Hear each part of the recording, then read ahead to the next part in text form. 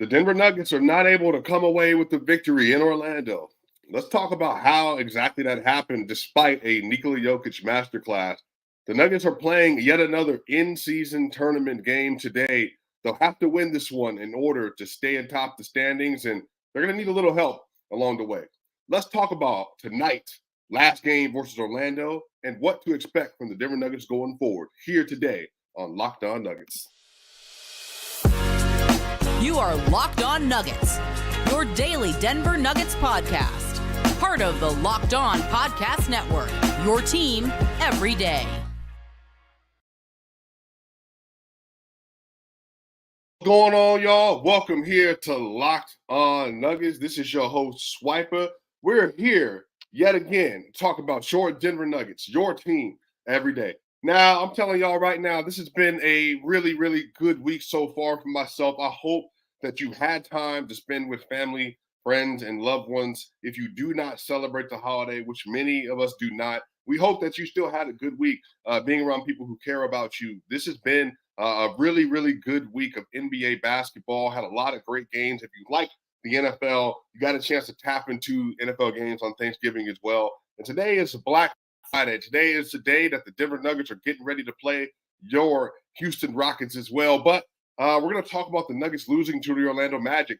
That was a really interesting game because there were a lot of things that could have gone better for the Denver Nuggets. They could have closed out that game, had a double-digit lead at one point, but they were just not able to keep it up. They were up 8, and they're up 6 going into the fourth quarter, but they just did not have enough to get them over the top. One of the things that's most notable about the Denver Nuggets without Jamal Murray is their late game execution. What do I mean by that? If you go back to the New Orleans Pelicans game and you got to see the close of that game, they just quite simply could not get into the action that they typically would. Now, they did versus the Los Angeles Clippers, but outside of that, their clutch time offense has not been where it needs to be. And their defense quite simply wasn't good enough. The Nuggets gave up over 40 points in the fourth quarter to the Orlando Magic. And some of this is just going down to the fact that Orlando has won 5 straight. The team is impressive. They're playing very hungry. And they're a team that's missing a couple role players as well. They don't have any stars on their team, but players that are important for their scheme without Wendell Carter and Markelle Fultz. They're still able to put away some of these victories, at least early in the season. Now, y'all know my methodology. If you are familiar with me on the Swiper channel and also on Twitter at SwiperCam, I think after 25 games in a year, you kind of know who's who in the NBA. You know who kind of has the sauce, who are the teams that are really contending for the year unless they make a crazy late year, mid-season trade acquisition or at the deadline like the Lakers did just last season. You pretty much know who's who. And the Nuggets last year after 25, you started to get a picture of how good they were going to be. The Memphis Grizzlies, for instance, the Sacramento Kings as well. And then the Phoenix Suns, once they got healthy and once they made the Kevin Durant deal in February. And then you had teams in the East like the 76ers, Boston, and the Bucks. They were all solidified. And so the Magic, we're going to find out real quickly how good they are at 10-5. And really, is this going to be a team of the next year that's going to be in the playoff hunt as a top 6 or 7 seed for the rest of the year? But right now, we know they're playing good basketball. And Franz Wagner had an incredible second half, had 24 points in the second half after only having 3 in the first. And he got hot and basically had, I think, 13 points straight almost in the third quarter by himself and was hitting some of those mid-range shots, was getting to the basket, finishing at the foul line as well when he did get fouled. Michael Porter Jr. started the game off shooting really well, got in foul trouble in the first quarter, had to get sat down with 2, even though he was making his jump shots. And there were just times in this game where the Nuggets were just in complete control. After half, Nikola Jokic was a plus 13. Michael Porter was a plus 20. Typically when that happens, the Denver Nuggets are able to close games out really well because that means they've controlled the pace as the starters. Typically, that means that they're up anywhere from 8 to 15 points. And they were up 8, but they just did not have the same juice coming out in the third quarter. Franz, like I said, started attacking. The Nuggets defense just started scrambling and falling apart in the second half as well. And they just look like a team that's been playing without a second best player, that's been on the road a lot. And again, just for a frame of reference for people that might be forgetting, the Nuggets have now lost all 5 of their games they've lost on the road. But they have played 4 straight away games at this point leading into the Magic game, and 5 of their last 6 had also been on the road as well. The Nuggets have lost 80% of their games in their last 80% of the games they played that they've lost so far this year in the last 6 games. They have lost 4 of their last 6 in total. Losing to the Magic, losing to the Cavs with no Donovan Mitchell, losing to the Pelicans, obviously no CJ and Trey Murphy, and then losing to the Houston Rockets as well. The Houston Rockets game, the late game offense wasn't good enough.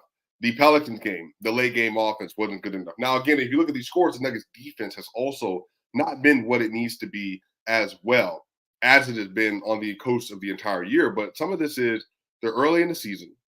And I think because of the traveling schedule and because we know that the Nuggets just typically don't give you their best to start the year off. Now they did. The rhythm they were on when they started the year off with Jamal Murray when they were 6-1, they were going crazy. And they were playing really well. I think they got up to 8-1, 8-2, and then 9-2 on the season. And then they just started slowly but surely losing some of those games that they normally wouldn't. And especially when you are missing that big of a piece, you're just not able to accentuate your high level play as often as you would like to. And in this game in particular versus Magic, they got down to a late clock situation. Reggie Jackson just doesn't know how to do the same things as Jamal. So even though he played really good in that game, Reggie Jackson down the stretch, he just couldn't find ways to make sure Joker had the ball, to get into those pick and roll actions, to rub off the screener, and then to get downhill to get to a mid range or push shot, or also just to flip it back to Jokic at the 3-point line or at the free throw line. And Joker got the ball when they were down 3 and 2 different times settled for layups instead of taking the 3-point shot, which is fine. But especially the last one, they only had 14 seconds on the clock, down 3. Joker goes and gets a layup, but the problem is it takes him a while to get the ball.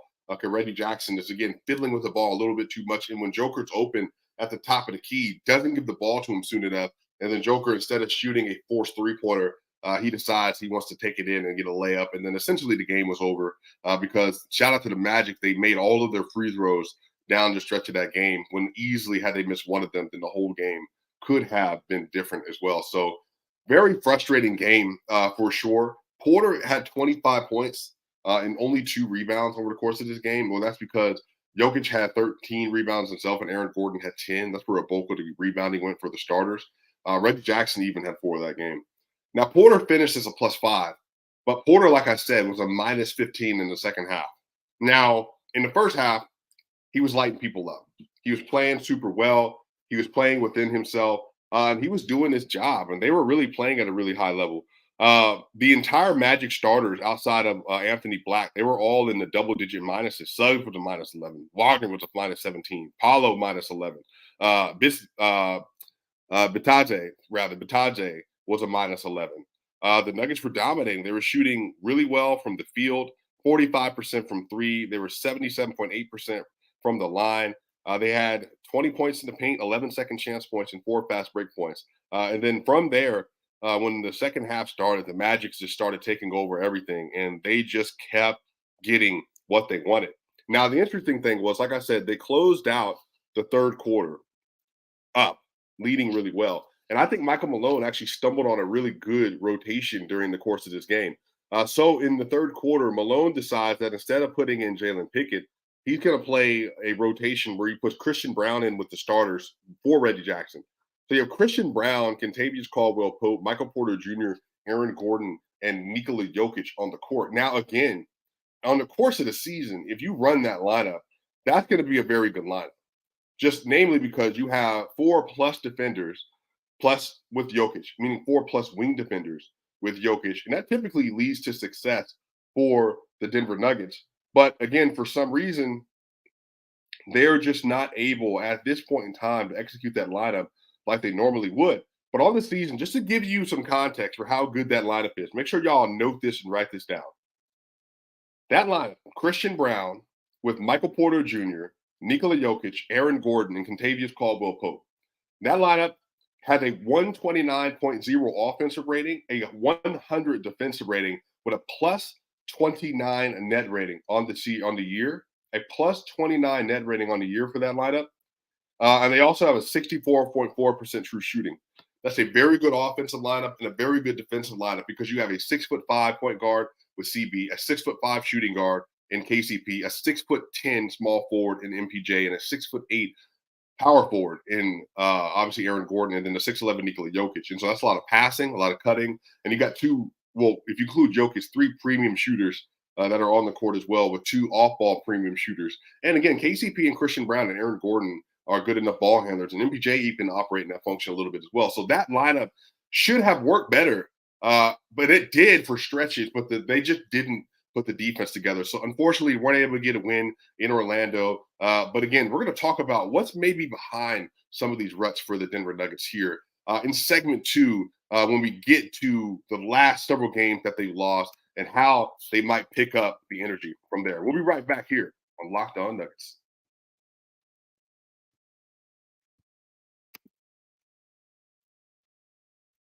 So y'all, GameTime is a really great app that if you are a person that struggles to buy tickets to important events that you want to attend, and again, if you have a concert you want to go to, a comedy special, or even some of you that like ballet or shit, there are great even Japanese plays that I like to attend, like Shin Yun, that I think are really good. And it's really difficult sometimes finding good prices for a lot of these things. So what you can do is you can browse through the GameTime app, and then you can even look at last minute tickets or flash deals or zone deals for different events you want to go to. You can literally find tickets for every kind of event in your area.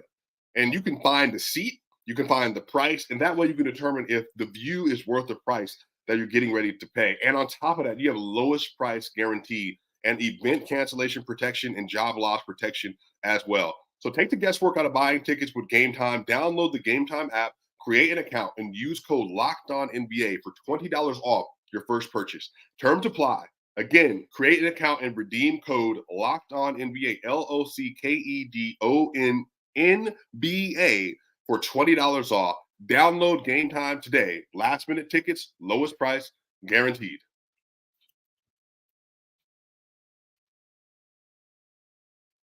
And we're back here on Locked On Nuggets. I hope that you all are having a good Black Friday. I hope, again, that you have time to be with your family, friends, and loved ones. If you cannot, then we in the Locked On family are glad that you were here with us today. This is your host, Swiper. One of the favorite things I get to do each and every week is to be here with you all. So, y'all, let's chat, y'all. What's really going on? The Nuggets have lost 4 of their last 6 games. They've given up 107 points in the first loss to the Rockets, 115 points to the Pelicans, 121 points to the Cavs, and in the other loss to the Magic, 124 points. That's not the Denver Nuggets. That's not how they play. What's going on? Versus the Lakers, they gave up 107. Versus the Grizzlies, they gave up 104. Versus the Thunder, they gave up 95. Versus the Jazz, they gave up 102. Now, they gave up 110 in the loss to the Timberwolves. They gave up 114 to the Mavericks, 101 to the Bulls, and then 116 to the Pels, and 105 to the Warriors. On the course of the season, the Nuggets have had like a really good team. They've been playing good two-way basketball. They've been making sure that they're locking in on defense and on offense. But for some reason, the last several games, that same energy, it just hasn't been there. Now, the Nuggets have the 9th ranked offense in the NBA right now, and they have the 10th ranked defense. They're just continuing to slide on the year so far after basically being at 5 and 6 on offense and defense until a few games ago. Now, again, small sample size, only 15 games. But right now, the Nuggets are just struggling, and they're playing like a team that is just mid across the board. So I think a lot of this has to do with this, y'all. The Nuggets have really been trying to make things work without Jamal Murray for the last couple of weeks. They played quite a few games without him now. They played a majority of the season without him, to be exact. And so a lot of this comes down to, I think, when you're trying to find the energy for early season basketball, and on top of the fact that you're missing Jamal, I think they're just in a rut, plus the young guns off of the bench unit. Now, when I say the young guns off the bench unit, the thing that they're really struggling with right now is they're trying to find out how to get the very best out of their squad while also developing the team on the bench unit. Since November 12th, since they lost to the Houston Rockets, the Nuggets are 19th in the NBA in net rating with a minus 3.1. And that's a 114 offensive rating and a 117 defensive rating. That's just not who they are. So the defense in particular has been problematic. The offense has been very problematic. And I think because Peyton Watson, think about how they've run. Since that Houston Rockets game, they had Colin Gillespie playing point guard. They've had Jalen Pickett getting minutes. They've had Justin Holiday getting minutes. They eradicated Justin Holiday, Jalen Pickett, and Colin Gillespie at different times from the lineup and just said, screw it. We're just going to go all wings. I mean, they have been trying to find a solution to figuring out why the bench is in a double-digit minus and not figuring things out. Zeke Naji has had moments where he's played and then dissipated from the lineup in the second half because he's not giving enough on the boards or the defensive energy, and he's not locking in mentally like he needs to. But something of note is that when we talked about early season going into this year on the Swiper platform, even on the Locked On Network and in Mile High Sports, wherever you might get content, DNVR, wherever you might get content for your Denver Nuggets, a lot of us did note that because Peyton Watson is basically going to be almost a redshirt rookie this year. Christian Brown is in the second year. Colin Gillespie is a rookie this year. Jalen Pickett is a rookie this year. Julius Strother is a rookie this year. Zeke Naji is in his fourth year, but has never gotten consistent minutes with this team. When that is your bench, and you got young guns, because you're taking Reggie Jackson out of the rotation off the bench and put him in with the starters, that puts you in a disadvantageous situation. You have a great disadvantage versus teams that are more figured out or more talented off their bench unit. Rockets, Orlando. And you lose those minutes, and you lose them decidedly. So some of this is expected. A lot of this is expected because when you have a team that is trying to put a new configuration off the bench together, and Christian Brown minus 13, Julian Strother minus 5, Zeke Naji minus 9, Peyton Watson minus 9 versus Orlando. And then when you see them play, you get an idea that this team has a lot of talent, but for whatever reason, this talent, they just don't have enough to get the job done as of right now. And their identity, it's just kind of all over the place. Again, you look at the bench versus the Pelicans. Now, Christian Brown was a +3, Pickett was a +9, Strother minus 16, Zeke Naji minus 10, Peyton a -2. Like when Jokic isn't in the game, lately, they just not able to do it. Even the loss versus the Rockets, Jokic is a +12. And then if you look at the minutes when he's not in the game, Zeke Naji, could he play next to Joker for a little bit, was a -18, Christian Brown -11, Julian Strother -5, Peyton Watson a -6. But the starters, again, all in the plus, but Reggie Jackson, he's staggering with the bench unit. Now, Malone is going to continue to tinker with this because he's taking Peyton Watson out at times as well as the other point guards, like I noted earlier. But I think as they get more comfortable playing this year, they get more comfortable being able to commit to playing high-level defense with the bench especially, because a lot of this, when you're young and you're trying to win NBA basketball games, it's all about how much you're willing to commit to playing hard and playing fast. And right now, because I think they're overthinking the process, they're not playing with the same level of enthusiasm as need be. And then Joker, obviously foul trouble versus the Cleveland Cavaliers, gets thrown out of Detroit game. And then this last game, he's playing really well. But again, in the second half, the starters just kind of let go of the rope. I think there are some things that they can fix and will fix. Namely, I think that, again, going to the Christian Brown substitution for Reggie Jackson and leaning into that defense to close out that quarter with Nikola Jokic, with KCP, CB, MPJ, and AG, and then having Joker, I think that's the best way to go. And then staggering Reggie Jackson with one of Porter or Gordon or whoever else you want to have him with on the bench unit. That way the bench has some veterans and some playmaking ball handlers like Reggie on the roster in the unit with them. That way they can play more consistently together. So I want everybody to have more of a long view of this, because we talked about this, that they were going to struggle as a bench unit to start the year off. But from game 1 to game 82, the team is going to continue to look different, because that way they're just going to know who they are better than what they do right now. So it's definitely been frustrating for sure. And another thing of this is the connectivity and the communication defensively also has waned. Michael Porter Jr. started this year off where we were like, yo, is he one of the 15 best wing defenders in the league? And now it's kind of come back down to earth a little bit, because he's been getting attacked by Franz Wagner. He was getting attacked by Cole Anthony. In the Rockets game, he was getting attacked by Fred VanVleet. That's going to happen again tonight. And then he just wasn't able to consistently play up defensively enough. Now, again, has some really good moments still. The Isaiah Stewart block that he had versus the Detroit Pistons when there was no Jokic and Murray, that all stuff made up for some of the mistakes that he's made. He's had really good defensive games versus the Clippers. He had a good defensive game. So it's not that it's something that he's not able to do. It's just about consistency and being able to raise that level of expectation for yourself. And Aaron Gordon and Jokic as well. Jokic has not played good defense the last week and a half. Some of this is tired.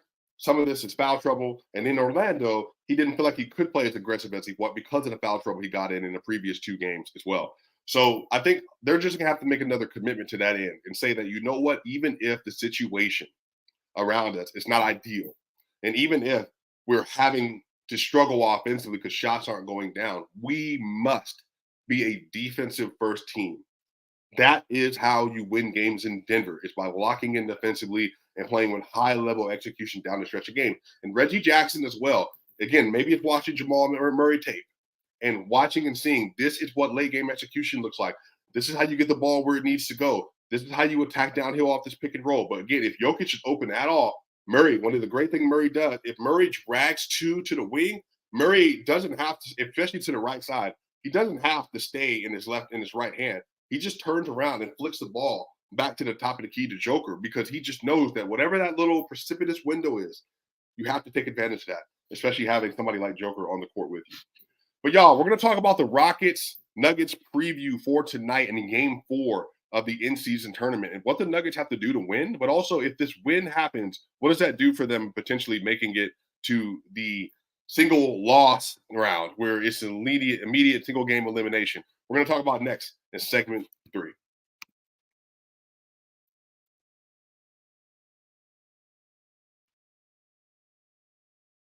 So y'all, FanDuel is the app that you want to tap into right now. New customers get $150 in bonus bets with any winning $5 moneyline bet. That's $150 if your team wins. Now, if you've been thinking about joining FanDuel, not only is there's not a better time to get in on the action, but you're getting ready to see a Russell Wilson-led Denver Broncos team versus the Cleveland Browns. You're going to see the Steelers versus the Bengals this weekend on Sunday. And again, I don't know how that game is going to go. Kenny Pickett hasn't played super well this year. So what does that look like for them? Right now, Courtland Sutton seems to be scoring touchdowns at will. Can you get an anytime touchdown for Courtland Sutton? Again, this is the kind of thing that you want to tap into. You got a bunch of in-season tournament games to tap into tonight. The games have been really close. This is a fun time to join FanDuel and get involved in on the action. Now, the app is so easy to use. There's a wide range of betting options, including spreads, player props, over-unders, and more. So visit FanDuel.com/lockedon and kick off the NFL season. FanDuel, official partner of the NFL.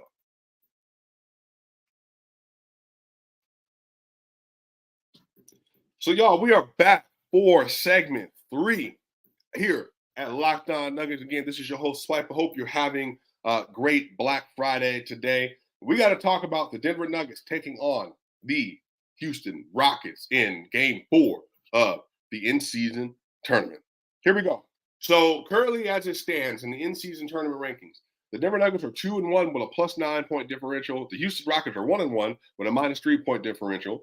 And the Pelicans are 2-1 with a +23 point differential right now, as well as they beat the Denver Nuggets in the last game they played. The Clippers are 1-2. The Mavericks are also 1-2. Great thing about tonight, Pelicans are playing versus the Clippers, and the Clippers are certainly surging right now as a team. They've been winning a lot of games, and they look like a more confident team. They look like a team that is willing to play on both ends of the ball, that's figuring out his rotations. And as I look at the Clipper schedule, they've won their last 3 games in a row after losing 6 games in a row. So they are surging. And tonight they're playing versus the Pelicans. And I think that is a game in LA that they would be able to put away and to win. But in order for this to matter, the Denver Nuggets have to take care of the Houston Rockets. Now, the Rockets, on the other hand, they started off the year 6-3. But since this point, they've actually been struggling a little bit themselves as the competition has increased and as the team has kind of come back to earth just a little bit. So after beating the Nuggets, they immediately lost 3 straight games to the Clippers, to the Lakers, and to the Warriors on a West Coast trip. And then they beat up a very hurt and hampered Memphis Grizzlies team. And tonight they play the Nuggets at home, and then they have the Mavericks away. They got the Nuggets again on November 29th in Denver, and then they have the Lakers coming up again. So this 4-game stretch for the Houston Rockets is going to be big. It's going to be a really important game for them tonight. Because if the Rockets want to be in a situation where they're able to contend for the in-season tournament and moving on, they got to win the game tonight. If the Nuggets want to be in a situation to go 3-1 and they want to be able to contend for the in-season tournament, they have to win tonight. This is the game that the Nuggets need to take serious because the Houston Rockets team is taking this serious. Şengün should be back and playing tonight. Jalen Green just had his best game of the year. And you know what you're going to get. Fred VanVleet, Torrey Eason, you're going to get a lot of defense that's coming from them. You're going to get a team that's trying to commit to playing two ends of the basketball. And Jabari Smith with Fred VanVleet and Dylan Brooks and Şengün and Jalen Green, they've been locking in. And this is a good, young, hungry team. Now, if you look at the overall NBA standings, let's see here. The Rockets have dropped the 7-6 on the year, so they're currently at the 8 seed. The Nuggets are now at the 3 seed, and they're behind the Thunder by a half a game, and then they're also by a full game actually, and they're behind the Timberwolves by a game and a half. So again, early season, so like it's not like it matters a lot, but you just don't want to start falling down too bad. Like you want to actually be able to stay towards the top. So this should be a game that the Nuggets are willing to take serious just because I think for them, for their in-season tournament perspective, this is an important game. But also on the other side of this, if they just want to make sure they're staying atop the Western Conference, that they're able to get this game today because the Kings are playing versus Minnesota, and then the Minnesota Timberwolves also have the Memphis Grizzlies, and then they got OKC and Utah and Charlotte. And so they got actually kind of a little bit of a cake part of their schedule right now. They don't play a really good team until they play Dallas. It looks like is that December 14th? They got the Kings today. The 26th, they have Memphis. The 28th, they have OKC. They got Utah on the 30th. They have Minnesota and Charlotte on the 2nd. And then the 11th, they play I think the in-season tournament stuff is that's right. It's like from the 3rd to the 10th, basically. That's a really interesting schedule because the same thing for the Nuggets. If you look at their schedule that they're going to have upcoming this year, they play again. They play the Rockets, the Spurs, the Clippers, the Rockets, the Suns, the Kings, and then from the 2nd through the 11th, if you don't make it past the group stage for the in-season tournament, you have off until December 11th. So ostensibly, the Denver Nuggets, if they said that, you know what, we're going to keep Jamal Murray out today through the rest of November, and then if they want to keep him out until the 11th of December, then they can. And that means Jamal Murray, he will have missed. See, he played the Mavericks game, I believe. So Jamal Murray will have missed all the way up through he's been out a while. So that will have given him over a month and some change to have sat out the season. So that's actually going to be really interesting to see how the Nuggets decide that. But if I had to give a prediction for tonight, I think that the Denver Nuggets win because they already lost to the Rockets 1. 2, they've been sinking. And then 3, Malone doesn't play that. Malone got ejected versus Detroit. And then on top of this, they also have lost 4 of their last 6.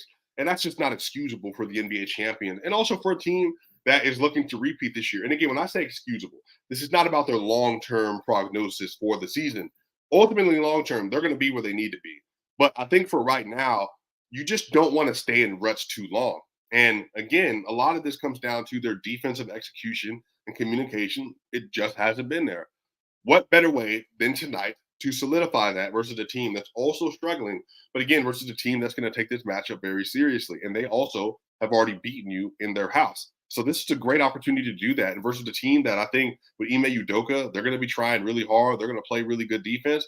Jokic, Porter, Gordon, this is a game that all 3 of them can dominate on the glass as well, controlling the glass, controlling the tempo. And then when you get into full court transition opportunities, you finish at a high level. Then on the other end of this, in the half court, you can take advantage of different matchups. So Michael Porter Jr. is going to be targeted. We know that. Michael Porter Jr. is going to be targeted. So how does Michael respond? I expect him to have a better showing than he did versus the Rockets last time. Because again, Fred VanVleet and them, they were going after you. They were looking for you. You know, again, you've had a really good defensive year for a lot of the year, and then you had a struggle bus here for a little bit. So Michael Porter Jr. should be playing better. Reggie Jackson, execution, his off-ball defense has not been good. He got beat on some backdoor stuff again versus the Magic. He is so locked in to who's holding the ball that sometimes he's standing in no man's land and then doesn't know where to go. And that happens to him multiple times. Locking in today. Don't lose Fred VanVleet just on the move, just because you're staring at the basketball. Make sure you're playing both. You have to do your job. KCP has been really good defensively all year. Jokic, tonight, this is another opportunity for Jokic, playing obviously Alper Şengün. Alper Şengün said that Jokic is his idol. He looks up to him. So again, Jokic had a really good game versus him last time. A lot of high-level shot making from Joker today. Play good defense. If you got to get that three-pointer working, then get the three-pointer working. But I think a lot of this is Aaron Gordon's going to have a winnable matchup versus Jabari Smith Jr. as well. So collectively, the Denver Nuggets should win. I'm going to predict this score is going to be 112 to 106. I think it's going to be the final score of this game today. They need to play better defense today and lock in, and then their offense, depending on the pace, should also be able to flourish as well, but it's not as high scoring as maybe they're used to. But again, right now with the way things offensively have been going for them, it's not been pretty, so we'll see if they're able to do it. But y'all, let me know what y'all think in the comment section. Do you think the Denver Nuggets win tonight versus the Houston Rockets? What do you think about the skid for the last 6 games they've lost? How do you feel about that? Do you think that's something that's temporary? Why do you think it's happening for the Nuggets as well? This is your host, Swiper. Make sure y'all like, just share, and subscribe to the Locked On Nuggets channel, and then we will see y'all on the other side.